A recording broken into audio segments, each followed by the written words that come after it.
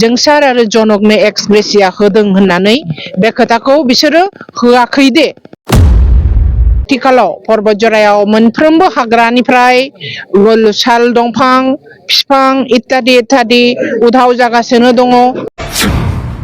खालामनाय दंफांफोरखौ लानानै थांगासिनो दङ। बेफोरो इलिगेल। बे खोथाफोरखौ जों सोंलुनानै जों तथ्य बिदोंमोन, नाथाय फेरेंगाया होनो हायाखै। दिनै बेनिफ्राय जोबोद मोजां दलीय कर्मीफ्रा एक्टिभ भाबै दिनैनिफ्राय गोसारै मावजोबसिगोन। आं बेनि आगोलबो मोनसे धर्मीय सभा जोंनि गुरुदेव कालीचरण ब्रह्मनि पर्बतजरा डिस्ट्रिक्टनि एनुवेल जथुमायाव आङो हाबबोदों।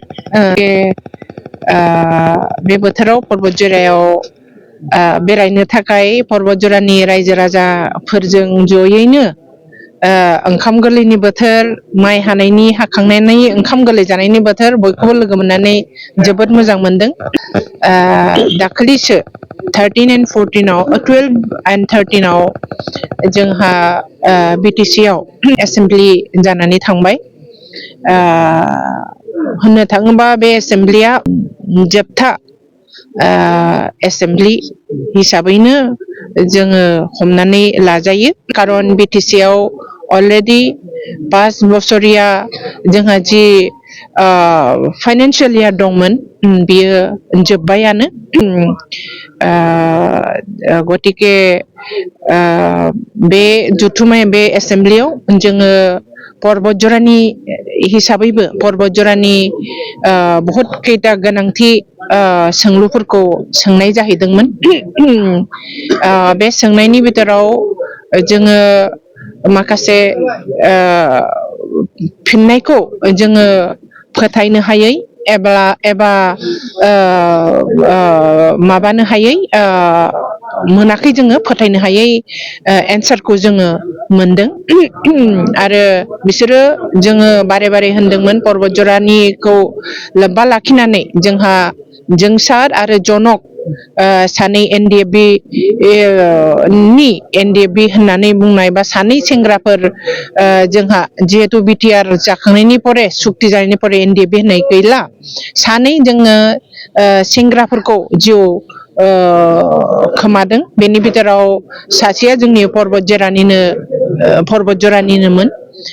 बिसोरखौ जोङो जवा 2 बोसोरनिफ्रायनो जोङो बिसोरनि थाखाय बिसोरनि एनकाउन्टार खालामनानै बिसोरनि जिउ खोमानायाव बिसोरनो मा अनसुंथाइ होदों, सरकारि फालरफोरा बेसेबां एक्स ग्रेसिया होदों, बे खोथाखौ जों बारे सोंलुबाय थादोंमोन। बिसोरो सरकारि पक्षनिफ्राय प्रमद बर'नि सरकारा फेरेंगानि डिपार्टमेन्ट जिहेतु गोग्लैयो, फरेस्ट डिपार्टमेन्टआव मावोमोन, बिथांमोनहा थायोमोन, फरेस्ट फेरेंगाजों लोब्बा लाखिनानै थाफायोमोन। बे खोथाखौ बियो मालाबाबो तथ्य सहकारे बिथांमोनहा एक्स ग्रेसिया होदों होननानै बुंनायनि तथ्यखौ जोंनो 2 बोसोराव बिसोरो दासिमबो दाखिल खालामनो हायाखै। बेनो प्रमान जे बिसोरो खुगाजोंल' पबित्र एसेमब्लियाव BTCनि एसेमब्लि हाउसाव बिसोरो खुगाजों जि खोथा होनदों, पबित्र हाउसाव जे खोथा होनदों जे जोंसार आरो जनकनो एक्स ग्रेसिया होदों होननानै, बे खोथाखौ बिसोरो होआखै दे। बिसोर बे पबित्र एसेमब्लि हाउसाव, जोंनि BTCनि एसेमब्लि हाउसाव नंखाय खोथाखौनो बिसोरो होनो, नंखाय खोथाजों बिसोरो फाव फान्दायो। बियो प्रमान जाबाय। खारन एइबारनि एसेमब्लियावबो बिसोरो बे जनक आरो जोंसारनो एक्स ग्रेसिया होनायनि तथ्यखौ बिसोरो जोंनो टेबोलाव बा जोंनो बिसोरो दिन्थिनो हायाखै। थिग बेबादिनो जोङो पर्बतजरानि दा आथिखालाव पर्बतजरायाव मोनफ्रोमबो हाग्रानिफ्राय साल दंफां बिफां इत्यादि उधाव जागासिनो दङ।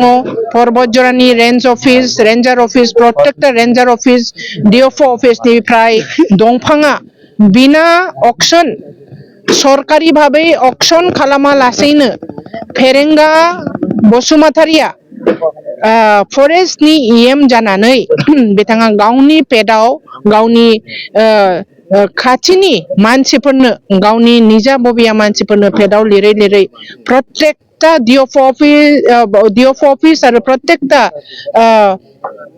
रेन्ज अफिस फरेस्ट अफिसनिफ्राय सिज खालामनाय दंफांफोरखौ लानानै थांगासिनो दङ बेफोरो इलिगेल बे खोथाफोरखौ जों सोंलुनानै जों तथ्य बिदोंमोन नाथाय फेरेंगाया होनो हायाखै जोंनि पर्बतजरानि साल दंफाङा गोमागासिनो दङ जोंनि पर्बतजरानि अफिसाव हमजानाय सिज खालामनानै दोननाय दंफांफोरा बिना अक्सनाव बियो गोमागासिनो दङ फेरेंगानि पेदाव लानानै फेरेंगाया दस्रायाव फानहैगासिनो दङ बेफोरबायदि सोंलुखौ जों सोंदोंमोन नाथाय फेरेंगाया बेनि खुनु जुक्तिखौनो बियो होनो हायाखै बियो भेरि भेरि आनफर्चुनेट आरो जों बहुद खोथा सोंदोंमोन हानि हा पाट्टा होनायनि खोथाखौ जों सोंदोंमोन बिसोरो मानसिनो 2,500 लाख नङा 2,500 मानसिनो हानि पाट्टा होनायनि नाम सहकारे जोङो दाखिल खालामनो तथ्य दाखिल खालामनो थाखाय बेखौबो जोङो बिथांमोननाव बिदोंमोन बेखौबो बिसोरो संखाल' होनदों आरो हानि सोरनो होदों बेखौ तथ्य बिसोरो होनो हायाखै बेनो प्रमान जे बिसोरो नंखाय खोथा बुंदों बे 2,500 जे हानि हा होदों हा पाट्टा होदों होननानै बुंदों बियो एक्चुअली हा पाट्टा नङा बियो जोङो बटवारा मोननायसो जोंहा मोनथाय प्रत्येकता बिमाया बिफानि हाखौ फिसाफोरनि नामाव ट्रेन्सफार जायो बे ट्रेन्सफारखौसो बिसोरो खालामनो हादों जायनि थाखाय बिसोरो हा होदों होननानै बुंनाय बे तथ्यखौ जोंनो होनो हायाखै रायजो राजाफोरनो मिसलिडिं मिसा खोथा बिसोरो होनगासिनो दङ 4.5 बोसोर कमप्लिट जाबाय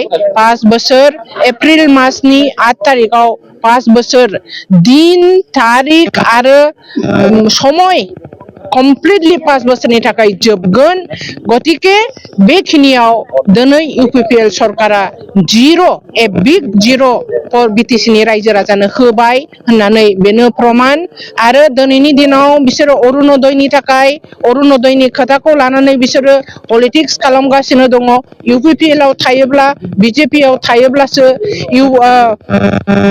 अरुनदय मोनगोन होननानै रायजो राजा आइजोफोरखौ बिसोरो हुलुस्थुल खालामगासिनो दं नाथाय दिनै रायजो राजाफ्राबो बेखौ मिन्थियो जे इउपिपिएल सरकारा बे आसाम गभर्नमेन्टनि बे अरुनदय स्किमखौबो होफुंनाय नङा बियो जवा थांनाय एमपि इलेक्शननि मोनसे प्रलबनमोन जे प्रलबनखौ दिनैसिमबो जाफुंहोनो हायाखै आरो बे 0.3 अरुनदयखौबो बिसोरो जाफुंसार होनो हानाय नङा बेखौ प्रत्येक जन आइजोआबो दिनै अनुभब खालामो गतिके बिपिएफनि